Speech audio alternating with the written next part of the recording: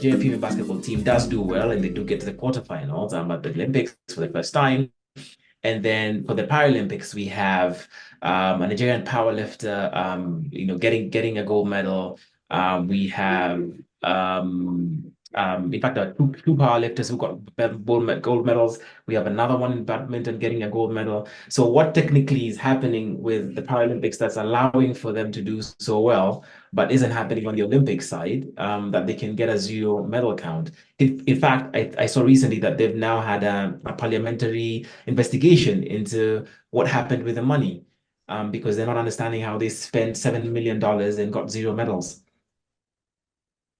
Yeah, unfortunately, I think it has a lot to do again with something that we've touched on, which is this aid model where groups are given a budget and it's supposed to just suffice, and it's just not enough. It's not sustainable. It's not working. The budgets, even if they are large, are spent in a manner that isn't conducive to sustainability.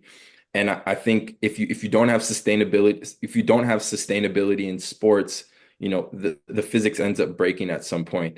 I think with the Paralympics, I think that speaks to sort of the grit, determination, and mindset of generally of Africans that I think reverberates across the continent and definitely is strong in Nigeria. Um, you have to make it against all odds, but when you're talking about the best athletes in the world, against all odds still doesn't get you on a medal count, like on a medal stand, right? And so there has to be that belief that against all odds gets us to a certain place, but we really need to have the facilities, the infrastructure, and the resources that be like against all odds mentality still allows us to, be one of those top three positions. So I think there has to sort of be that paradigm shift that where we match our mentality with those resources to be able to generate better outcomes. I mean, I think, the quick point is you have to ask the question, who is running sports in all these countries? If you look at all the sports administrators in Nigeria, Ghana, I'm sure in Kenya and some other countries, they have no real sports experience. You know what I mean? From the sports minister all the way down to the civil servants who are supposed to run sports.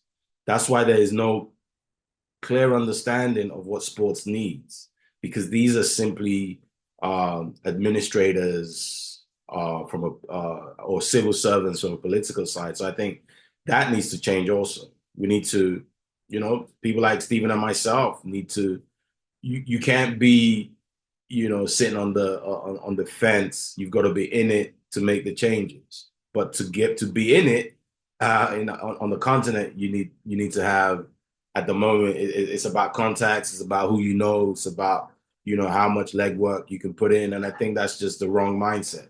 To have, Favor Philly be treated the way she was treated, not be entered into the sprints. She's an NCAA champion. She's a great LSU track and field athlete, and then to not be entered in her key one of her key uh,